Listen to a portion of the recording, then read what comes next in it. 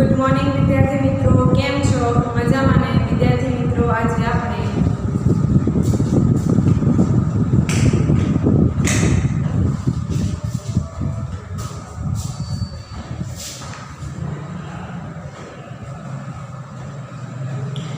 Good morning विद्यार्थी मित्रों, केम छो? मजामां ने? विद्यार्थी मित्रों, आज આપણે ધોરણ 6 વિષય ગુજરાતીમાં પાઠ 6 लेखन जाली न रहीनो अभ्यास करीशुं।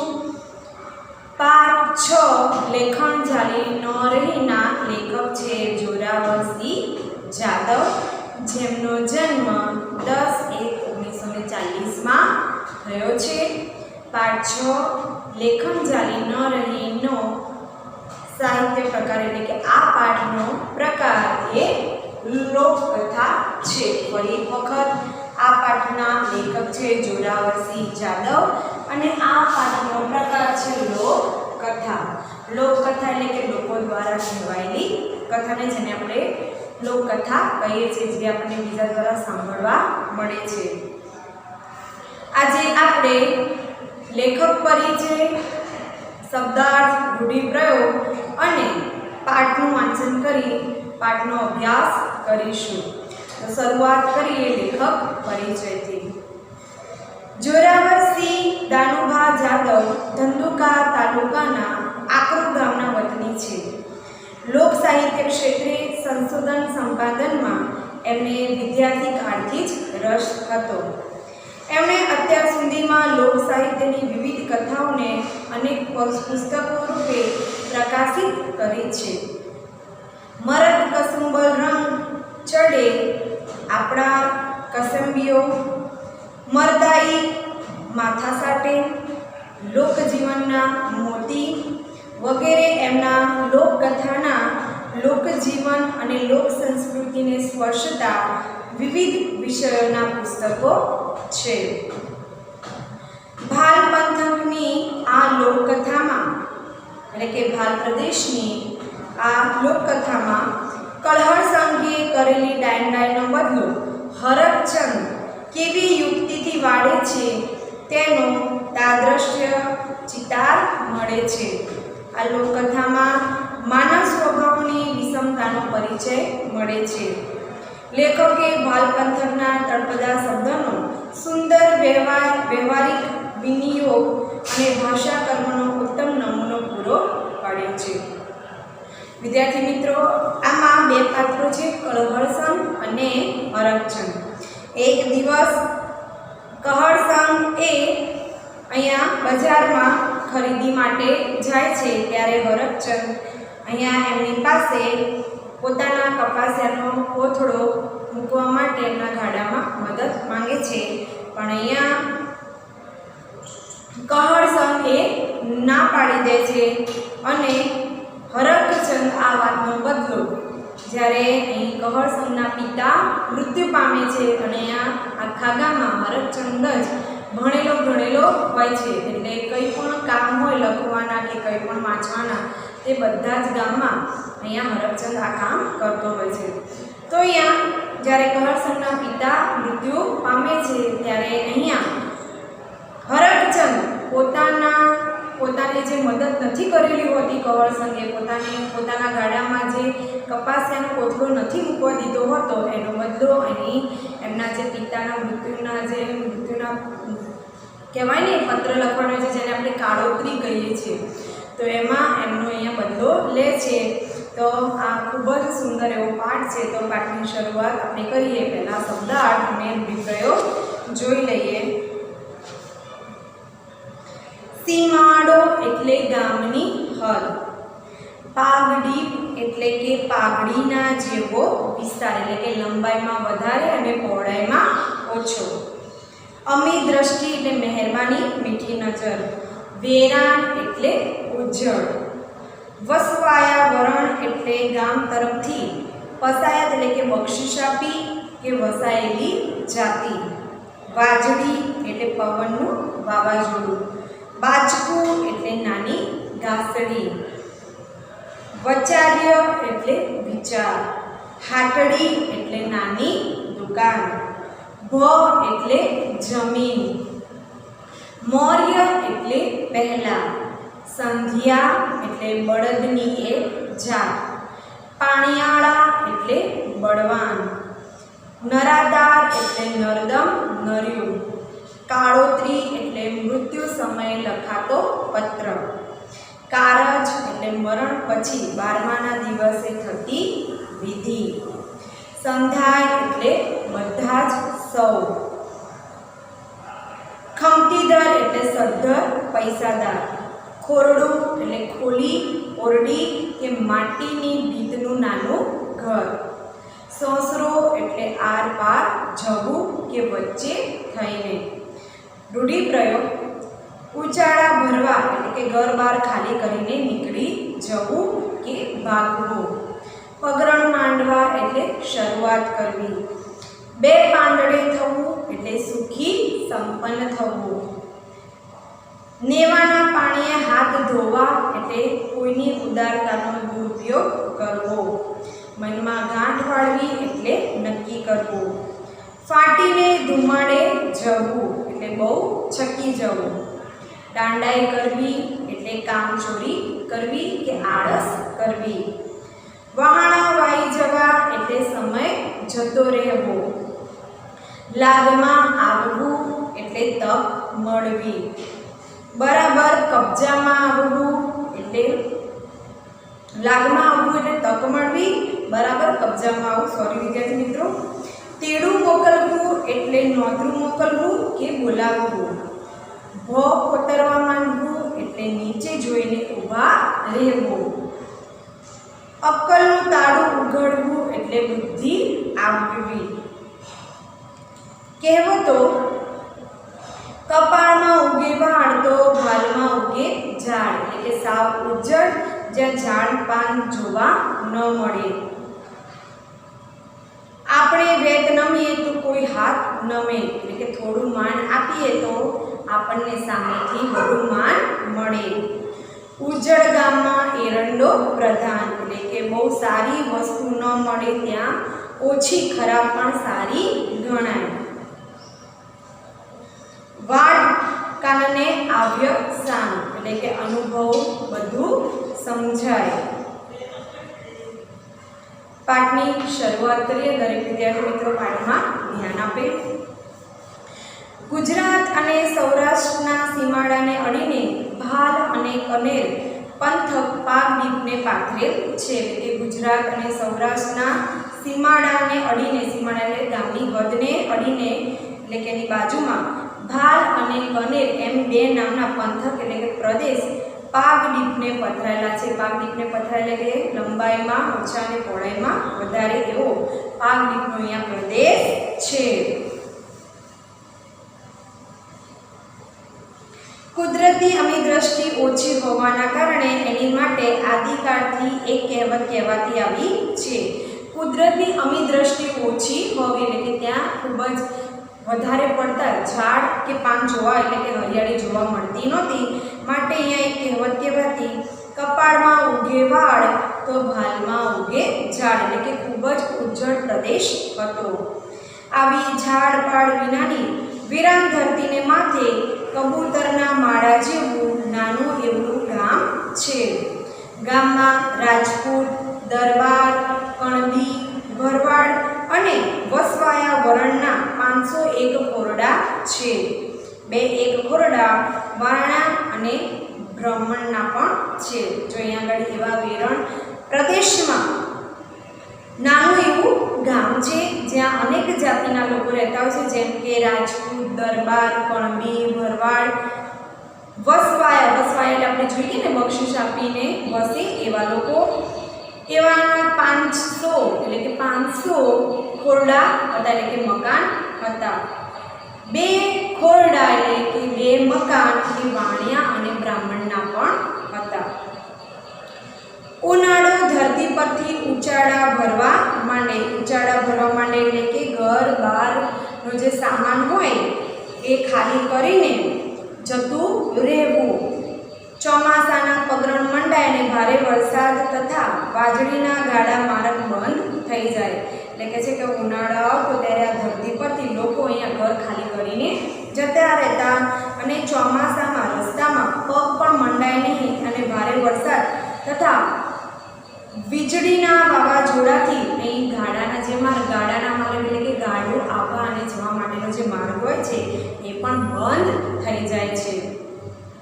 મોર્ય ગામના ખેડૂતો તાલુકા મથકે હટાણું કરવા જતા અને 3-4 મહિના ચાલે એટલી જીવન જરૂરિયાતની અને ખેતીની અને ઘર વપરાશની સટર-પટર ચીજ જણસોની ખરીદી કરી ઘરમાં સંગ્રહી રાખતા એ સમયની વાત છે. જે મોર્ય એટલે પહેલા આ ગામમાં ખેડૂતો તાલુકા મથકેથી હટાણું એટલે કે ખરીદી કરવા જતા અને 3-4 મહિના ચાલે એટલી બધી જીવન જરૂરિયાતની વસ્તુ અને ખેતીના અને ઘર વપરાશની થોડી સટર-પટર વસ્તુઓ ખરીદીને ઘરમાં સંગ્રહી રાખતા હતા. મહેનત મજૂરી કરી 2 પાંદડે થયેલા કહળસંગ ગાડું જોડીને ધંધુકે હટાણું કરવા ગયા. જો અહીંયા મહેનત મજૂરી કરીને 2 પાંદડે થયેલા થોડા પૈસાદાર કે સમૃદ્ધ થયેલા એવા કહળસંગ ગાડું લઈને અહીં ધંધુકે હટાણું એટલે કે ખરીદી કરવા જાય છે. સુલેમાન ગાચીની ઘાણીએથી 2-3 ડબ્બા તલના તેલના, મોદીની દુકાનથી દેશી ગોળની ભેલિયું, દાળ, ચોખા, મીઠું, મરચાં, લસણ, ડુંગળી અને બટેટાના કોથળા અને બીજું આગું પાછું ખરીદી કરી ગાડામાં મૂક્યું. જો અહીંયા કહળસંગ હોય છે એ મહેનત મજૂરી કરીને થોડા પૈસાદાર અને સમૃદ્ધ બને છે એવા કહળસંગ અહીંયા એક દિવસ ગાડું લઈને અહીંયા ધંધુકે ખરીદી કરવા જાય છે અને સુલેમાન ગાંચીની દુકાનેથી અહીંયા તેલના ડબ્બા, મોદીના દુકાનેથી દેશી ગોળનું ભેલિયું, દાળ, ચોખા, મરચું, લસણ, ડુંગળી અને બટેટાના કોથળા આગળ પાછું બધું ખરીદી કરીને પોતાના ગાડામાં મૂકે છે. રાંડવાનો ભરડો દઈને ગાડું ગામના માર્ગે વહેતું કર્યું. ત્યાં 2 મણ કપાસિયાના કોથળો માથે મૂકીને પવનના વંટોળિયાની જેમ વહ્યા આવતા હરખચંદ શેઠે સાથ દીધો. જો અહીંયા આગળ જે હરખચંદ હોય છે એ રાંધવાનો ભરડો દઈને ગાડું ગામના માર્ગે વહેતું કર્યું અને ત્યાંથી 2 મણ કપાસિયાનો કોથળો એમણે લીધો અને પવનના વંટોળિયા એટલે કે વાવાઝોડાની જેમ અહીં હરખચંદે અહીં કહળસંગને સાથ એટલે કે અવાજ આપ્યો.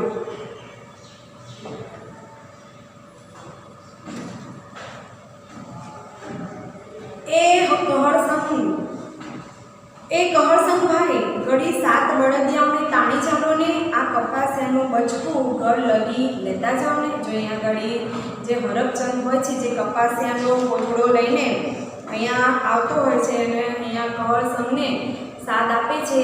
એ કહળસંગભાઈ ઘડી એટલે કે ઘડી 7 બળદિયાઓને એટલે કે થોડી વાર આ 7 બળદિયાઓને ઊભા રાખો ને આ કપાસિયાનું બાજકું એટલે કે કોથળો લગી લેતા જાઓ ને. એટલે કે આ જે મારું કપાસિયાનું બાજકું છે કોથળો છે એ જરા લેતા જાઓ ને.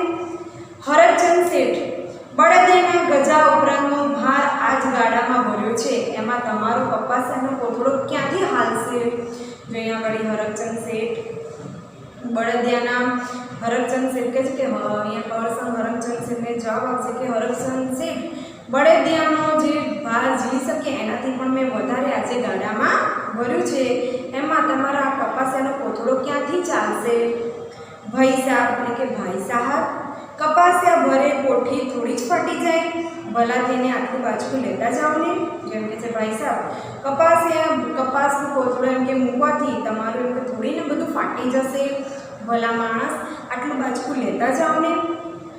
અહીં કહળસંગ જવાબ આપે છે હરખચંદ શેઠ ગામમાં હાટડી માંડીને બેઠા છો તો માલ લઈ જવા આગું ગાડું ભાડે કરી લેતા હો તો નરી વાણિયા વિદ્યા જ વાપરો છો. અહીંયા જો કહળસંગ એને શું જવાબ આપે છે કે હરખચંદ શેઠ ગામમાં હાટડી એટલે કે બજાર માંડીને બેઠા છો તો માલ લેવા અને લઈ જવા માટે એક ગાડું ભાડે રાખતા હો તો નરી એટલે નકરી વાણિયા વિદ્યા વાપરો છો.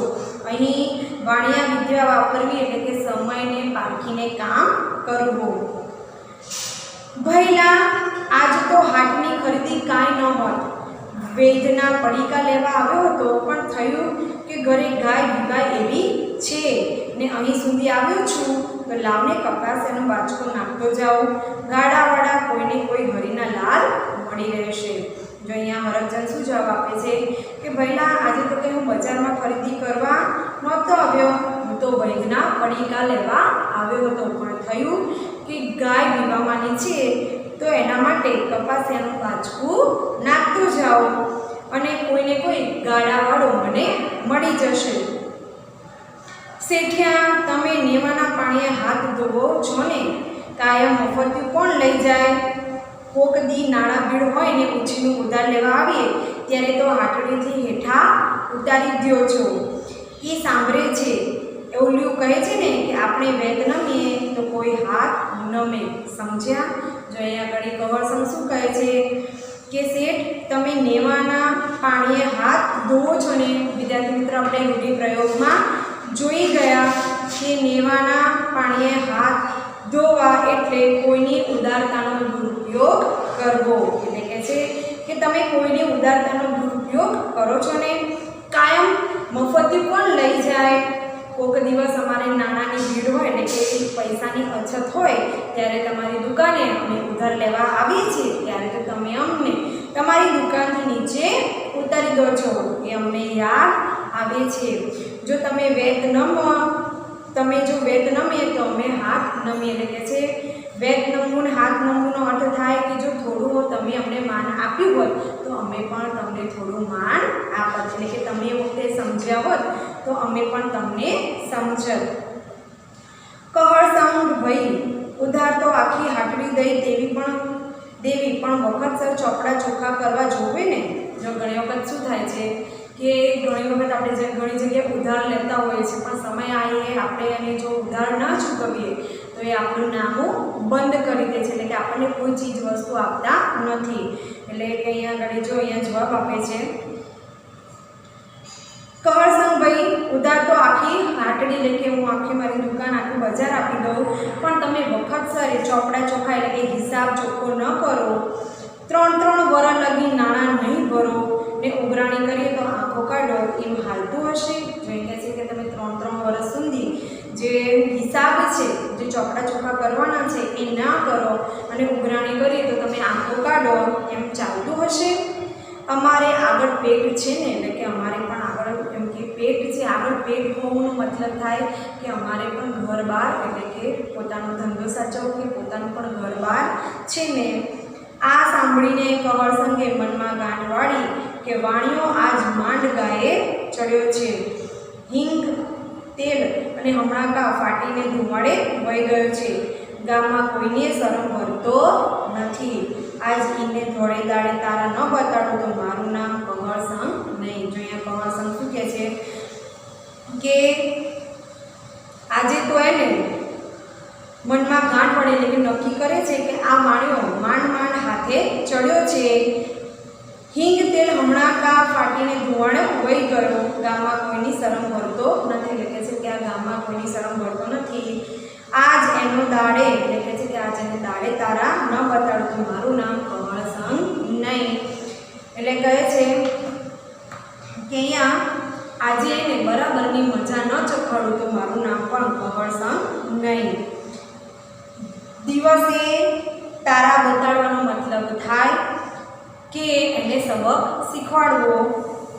ગાડા ટુકડો આવીને હરખચંદ વાણિયો ગાડામાં કોથળા નાખવા જાય છે. જો અહીંયા આગળ ગાડો ટુકડો આવીને અહીંયા હરખચંદ એ વાણિયો એ પોતાનો જે કપાસિયાનો કોથળો હોય છે એ નાખવા જાય છે. ત્યાં તો બળદ ડચકારો કરી કહળસંગે ગાડું હાંકી મૂક્યું. અહીંયા હરખચંદ જોઈ પોતાનો કપાસિયાનો કોથળો એ હરખચંદના ગાડામાં મૂકવા જાય છે. ત્યાં તો અહીંયા હરખચંદ કહળસંગ એ ગાડું હાંકી મૂકે છે.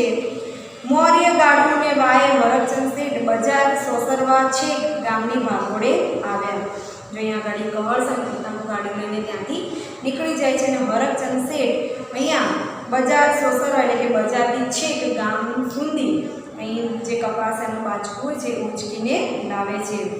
શેઠે રાડ પાડી એ કહળસંગ ભાઈ ઘણીવાર બળદોને તાણી ઝાલોને માથે 2.5 મણ ભાર છે એ તો જુઓ. અહીંયા આગળ ફરીથી અહીંયા હરખચંદ એ બૂમ પાડે છે કે હે કહળસંગ ભાઈ ઘણીવાર તમારા બળદોને ઊભા રાખો ને માથે આ 2.5 મણનો જે ભાર છે એ તો જુઓ. શું કરું શેઠ, આ સંધ્યા બળદિયા બહુ પાણીયાળા છે, ઘણી ભણી વહેતા થયા પછી તાણી ઝાલ્યા વહેતા નથી. જો અહીંયા શું કહે છે કે શું કરું શેઠ એટલે કે શું કરું હરખચંદ, મારા સંધ્યા એટલે કે બળદની એક જાત છે અને પાણીયાળા એટલે કે બળવાન, એટલે કહે છે કે મારા આ સંધ્યા બળદિયા બહુ બળવાન છે, ઘર ભણી વહેતા થયા પછી તાણી ઝાલ્યા રહેતા નથી, એટલે કે એક બાજુ જો ઘર બાજુ વળી જાય તે ઊભા રહેતા નથી. એમ કહેતા કહળસંગે ગામ ભણી ગાડું હાંકી મૂક્યું. આટલું કહેતા કહળસંગે ગામ ભણી એટલે કે ગામ તરફ ગાડું હાંકી મૂક્યું. હરખચંદ શેઠ ઢીલા પગે ને ભીલા મોઢે કરમાતી કહળસંગના ગાડાને જતું જોઈ રહ્યા. બળદ તાણી ઝાલ્યા રહેતા નથી એ વેણ ચતુરવાણિયાના મનમાં ક્યાંય સુધી ઘૂમરીઓ લઈ રહ્યા. જો અહીંયા હરખચંદ શેઠ એ ઢીલા પગે પોતાના કરમાતા મોઢે હરખચંદના ગાડા સામે જોઈ રહ્યા. બળદ તાણી ઝાલ્યા રહેતા નથી આ શબ્દો અહીં ચતુરવાણ્યા એટલે કે અહીંયા હરખચંદના મનમાં ક્યાંય સુધી ઘૂમરીઓ લેતા રહ્યા.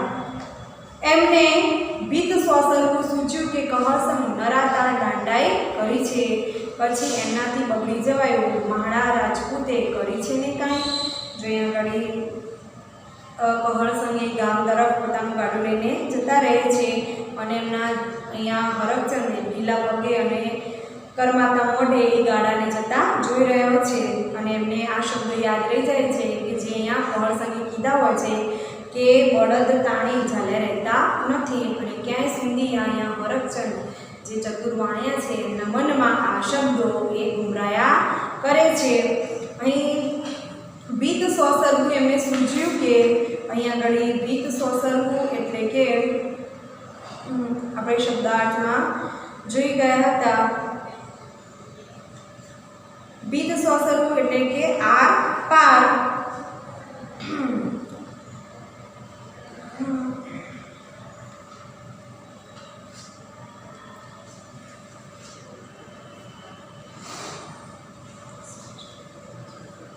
ભીત રીતે એટલે કે સ્પષ્ટ સમજાઈ ગયું. ભીત સ્વસરવું એટલે સ્પષ્ટ રીતે એમને સમજાઈ ગયું કે કહળસંગ એ નરાતર દાંડાઈ કરી ગયો છે, પછી એમનાથી બગડી જવાય છે કે મહાળા એટલે મારા રાજપૂતે કરી છે ને કાંઈ. વિદ્યાર્થી મિત્રો, આપણે આજનો પાઠ અહીંયા સુધી રાખીએ. આપણે જોયું કે અહીંયા કહળસંગ એ જે પોતે બજારમાં અહીંયા પોતાનું ગાડું લઈને ખરીદી કરવા ગયો હોય છે અને હરખચંદ એમની પાસે અહીંયા મદદ માંગે છે, પણ અહીંયા કહળસંગ એ પોતાના ગાડામાં અહીંયા હરખચંદને પોતાના કપાસનું બાચકું એટલે કે કોથળું મૂકવા દેતો નથી અને નકરી દાંડાએ કરી જાય છે. હવે કહળસંગ હરખચંદ પાસે પોતાની આ વાતનો બદલો કેવી રીતે લે છે એ આપણે આવતા તાસમાં જોઈશું. આજનો તાસ આપણે અહીંયા અટકાવીએ. દરેક વિદ્યાર્થી મિત્રોએ આ પાઠનો લેખક પરિચય, શબ્દાર્થ, રૂઢિપ્રયોગ અને કહેવત લખી લેવા અને મેં જ્યાં સુધી ચલાવ્યું ત્યાં સુધી એકવાર પાઠનું વાંચન કરી લેવું. દરેક વિદ્યાર્થી મિત્રોએ ગુજરાતીમાં સુંદર અક્ષરે આ બધું લખવાનું રહેશે. તો આજનો તાસ અહીંયા પૂર્ણ થાય છે. Thank you. અસ્તુ.